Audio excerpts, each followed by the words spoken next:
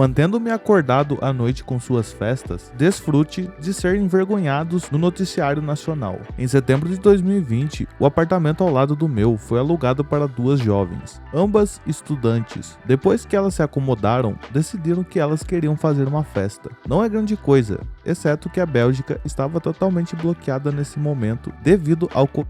E você deveria ter apenas um visitante fixo. Durante esse tempo, eu estava trabalhando na área da saúde. Trabalho com deficientes mentais, mas me ofereci para a equipe de ad hoc, o que significa que fui chamado para atender os residentes que estavam doentes e precisavam de quarentena, ou foram efetivamente diagnosticados com Covid. Isso significou longas horas de trabalho e passo cerca de 10 a 11 horas por dia no trabalho, com uma hora inteira de bicicleta para o trabalho. Desnecessário será dizer que eu ficava muito cansado, praticamente o tempo todo. Então, eu não estava ansioso pelo barulho de uma festa, mas sou bem tranquilo e sei que morando na cidade, algum barulho é de se esperar. Então, elas estão dando a festa delas. Eu aguento um pouco de barulho e música, mas essa festa foi louca pra caralho. Pessoas gritando a todo vapor no corredor, destruindo coisas, etc e etc. Por volta das 4 da manhã, me apresentei às vizinhas e perguntei quando elas poderiam esperar que sua companhia, mais de 20 pessoas,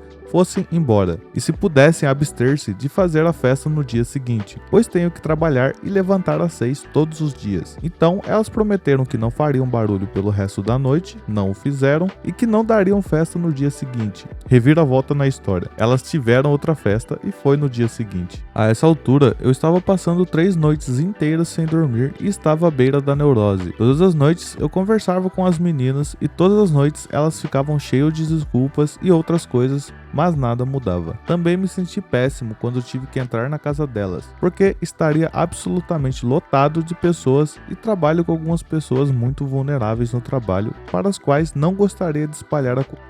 Isso foi antes de testes, vacinas, antes de muito conhecimento que temos agora sobre a Covid. Felizmente, chegou o fim de semana e elas foram para a casa dos pais e pude me recuperar um pouco. Basta dizer que eu não estava gostando muito das minhas novas vizinhas. Durante as semanas seguintes, elas se abstiveram das grandes festas, mas teria uma enxurrada constante de pessoas durante a noite. E por constante, quero dizer constante, como se a campainha delas tocasse 70 vezes por noite e as pessoas sempre estivessem indo ouvindo.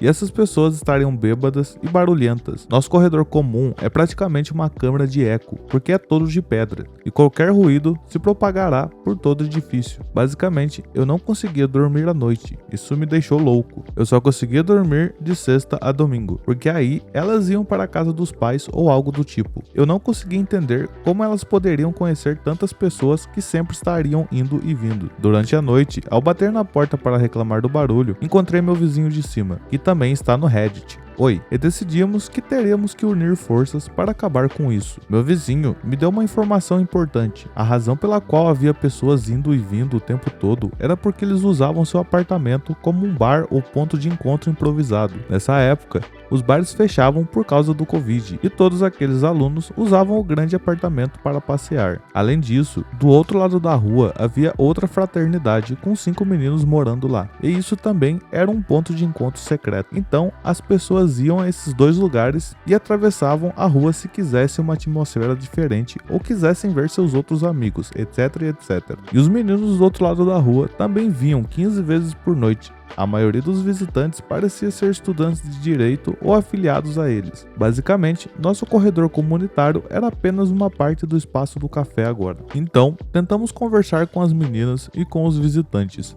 Nenhum deles teve qualquer simpatia por nós quando pedimos que ficassem quietos às 4 da manhã. A maioria deles apenas riu de nós, já que éramos os vizinhos irritantes. Ainda mais, eles estavam tão perdidos que não sabiam o que estavam fazendo. Então começamos a chamar a polícia dezenas de vezes. Na maioria das vezes, eles não eram autorizados a entrar e a polícia nos dizia que eles não podiam fazer nada. Continuamos ligando, pois queríamos um registro de nossas ligações no sistema. A Bélgica ainda estava totalmente bloqueada nesse momento e o que eles estavam fazendo era totalmente ilegal. Mesmo assim, a polícia nos disse que eles estariam de mãos atadas caso não abrissem a porta. Quando a polícia não pôde ajudar, recorri à segunda melhor opção.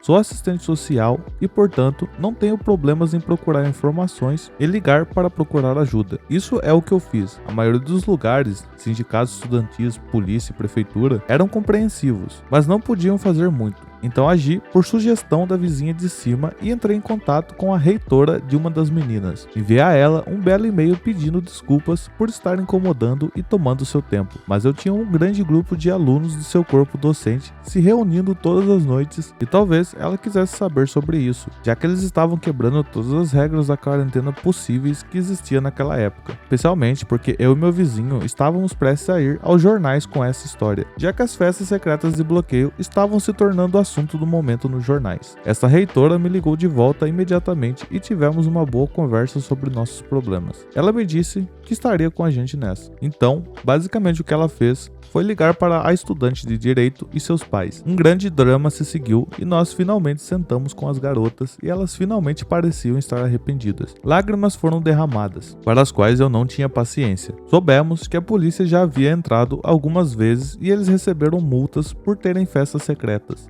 Aquelas que custavam 300 euros cada uma. Então não faço ideia de por que elas simplesmente não pararam. Soubemos que elas não estavam felizes porque a reitora havia ligado para elas às 11 da manhã e elas ainda estavam dormindo. Ao que eu disse: bem, aí está seu problema. Você ainda está dormindo às 11 horas. Eu acordo às 6 todos os dias. E vocês meninas não têm sido nem um pouco compreensivas sobre isso. Então, sentimos um pouco como se tivéssemos nos vingados e desabafássemos. Mas mantivemos isso bem e nos separamos em bons termos, esperando que fosse assim e pudéssemos viver juntos como bons vizinhos. Mas se fosse assim, eu não estaria aqui, certo? Você pensaria que elas teriam entendido o ponto e se absteriam de fazer barulho e festejar. Bem, você estaria errado. Basicamente o que elas fizeram foi se mudar para a fraternidade do outro lado da rua e começar a festejar lá. Havia um pouco menos de gente correndo de um lado para o outro, mas o barulho ainda era um problema e estávamos agora no meio da segunda onda de e essas pessoas se reuniram com grandes grupos como loucos, enquanto eu não tinha visto uma alma em quase um ano. Pessoas no meu trabalho foram proibidas até mesmo de ir à sua própria maldita família. A coisa toda era simplesmente ridícula. Por acaso, meu vizinho de cima filmou uma festa dessas do outro lado da rua e me enviou o clipe. Estávamos pensando em ir à imprensa com a nossa história, mas não tínhamos certeza se seria uma boa ideia. Então postei o clipe da festa no subreddit do nosso país para testar as águas. Mano, inclusive nos comentários desse relato, um usuário ele acabou deixando o link desse vídeo esse vídeo em que ele menciona, e realmente, cara, tava muito barulho na fraternidade do outro lado. Isso porque era do outro lado da rua. Então bora dar uma olhada nesse vídeo para ilustrar melhor aqui o que ele tá dizendo.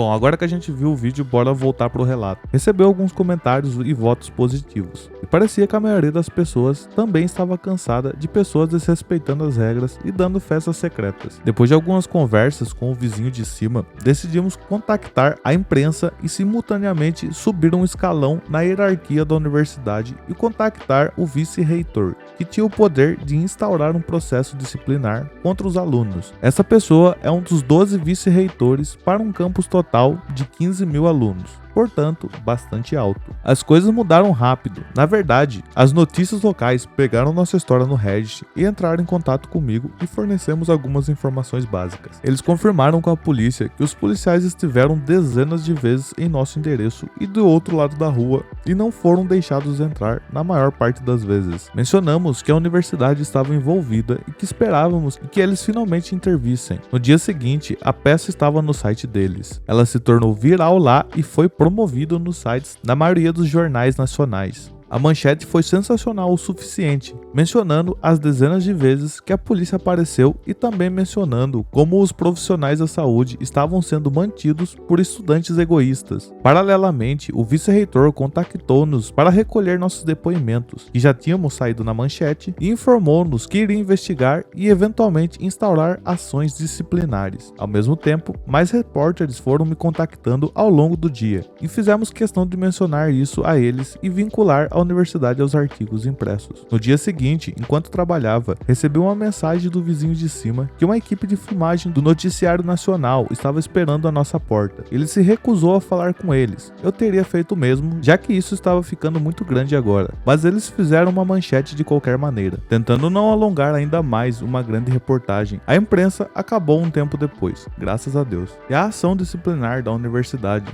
foi aprovada. Antes da audiência, sentamos com as meninas do nosso quarteirão e esclarecemos algumas coisas. Queremos viver junto com as pessoas normais e tentamos fazer algumas reparações, porque colocamos uma acusação leve para elas. Elas conseguiram o lado mais leve do bastão: 40 horas de serviço comunitário e alguma liberdade condicional. Os caras do outro lado da rua pegaram 80 horas cada um. Cada um teve que nos escrever uma carta de desculpas, que eu gostei muito de ler toda vez que recebia uma. A parte triste é que a maioria deles parecia adolescentes tolos, mas isso foi depois de serem chamados no noticiário e fazerem parte de uma ação disciplinar. Mas nunca quisermos escalar as coisas tão longe. Algum barulho é esperado quando moramos no mesmo prédio e nunca iríamos a esses extremos por apenas alguns barulhos. Mas essas pessoas foram aos extremos, então fomos forçados a fazer o mesmo. No resto do ano, bastava uma simples mensagem no WhatsApp para silenciar qualquer barulho que ouvíssemos vindo do apartamento deles. No mínimo, espero que tenha aprendido que mesmo pessoas muito educadas e frias podem ficar chateadas quando se deparam com privações de sono e barulho excessivo.